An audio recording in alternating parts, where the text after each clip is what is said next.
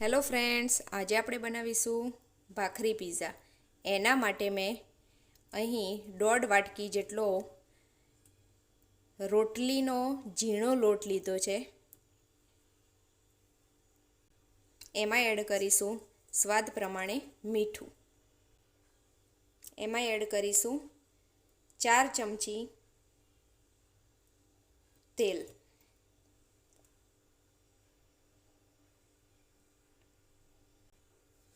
હવે મસળીને ટાઈટ લોટ બાંધી દઈશું. થોડું થોડું પાણી ઉમેરી અને એકદમ કઠણ લોટ બાંધીને તૈયાર કરી લઈએ. આ રીતે ટાઈટ ભાખરીનો લોટ બાંધીને મેં તૈયાર કરી લીધો છે. હવે એને ઢાંકીને 5 મિનિટ માટે રેસ્ટ આપી દઈએ. હવે 5 મિનિટ થઈ ગઈ છે તો લોટને ચેક કરી લઈશું. તો સરસ લોટ બંધાઈને તૈયાર થઈ ગયો છે. તો હવે એના મીડિયમ સાઇઝના 3 લુવા કરી દઈશું.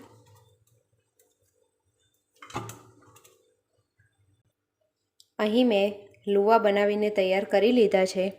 આપણે પીઝા માટે ભાખરી બનાવી રહ્યા છીએ એટલે ભાખરીની સાઈઝ થોડી મોટી રાખવાની.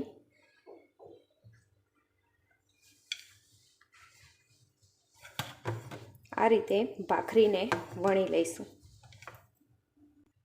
આ રીતે ત્રણેય ભાખરી વણીને મેં તૈયાર કરી લીધી છે. હવે એને શેકી લઈશું. ભાખરી શેકવા માટે એક તવી લઈ લીધી છે. હવે ભાખરીને ધીમે ધીમે કરીને કડક થાય એ રીતે શેકી લઈએ. એક બાજુ થાય એટલે આ રીતે પલટી દઈશું અને બીજી બાજુ પણ આ રીતે કડક થાય પછી એને શેકી લઈશું.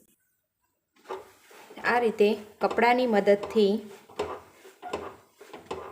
ધીમા તાપે દબાવીને શેકી લઈએ.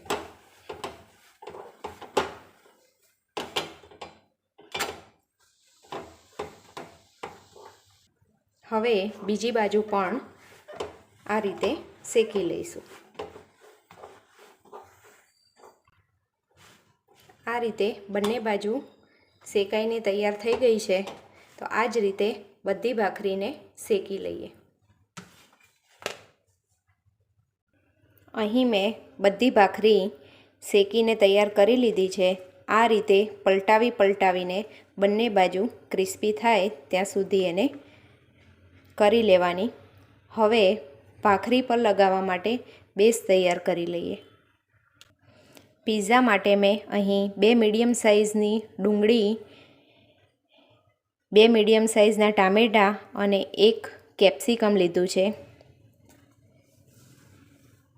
1 લીલા મરચું કટિંગ કરીને લીધું છે અને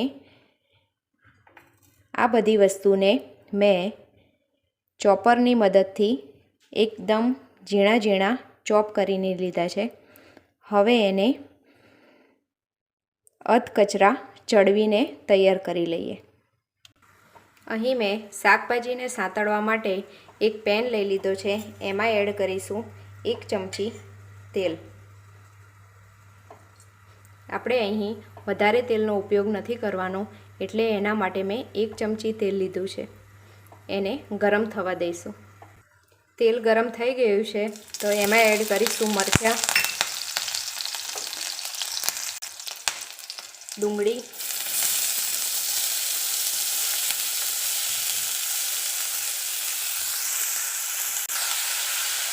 કેપ્સિકમ,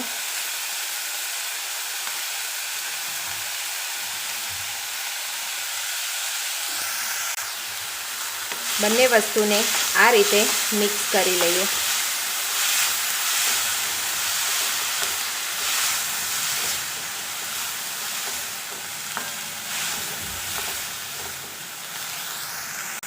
ટામેટું અને ડુંગળી આ રીતે અધકચરા ચડી જાય પછી એમાં એડ કરીશું ટામેટાં. બધી વસ્તુને આ રીતે મિક્સ કરી લઈએ. હવે એમાં મસાલા કરી દઈશું. 1/4 હળદર પાવડર, 1 ચમચી લાલ મરચું પાવડર, અડધી ચમચી ધાણા જીરું પાવડર, સ્વાદ પ્રમાણે મીઠું. એમાં એડ કરીશું 2 ચમચી પિઝા સોસ,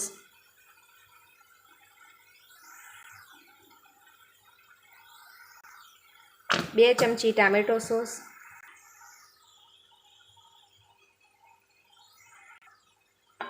બધી વસ્તુને આ રીતે મિક્સ કરી લઈએ.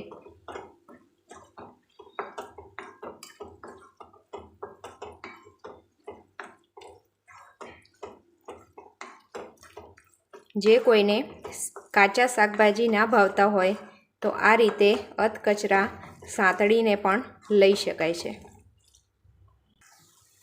2 મિનિટ માટે થવા દઈશું અને ઉપરથી એડ કરીશું લીલા ધાણા. બેઝ બનીને તૈયાર થઈ ગયો છે. હવે ગેસની ફ્લેમને બંધ કરી દઈશું અને 10 મિનિટ માટે ઠંડો થવા દઈશું. ભાખરી ઠંડી થઈ ગઈ છે તો હવે એના ઉપર મસાલો લગાવી દઈશું.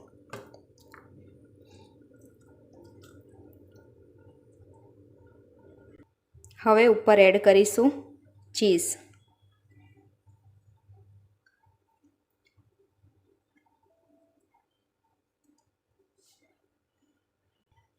હવે ઉપર એડ કરીશું ચીલી ફ્લેક્સ. પિઝા કટરથી કટ કરી લઈએ.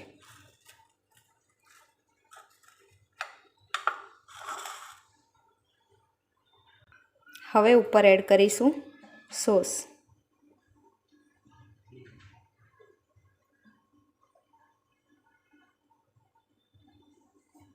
તો સરસ મજાના ભાખરી પિઝા તૈયાર છે.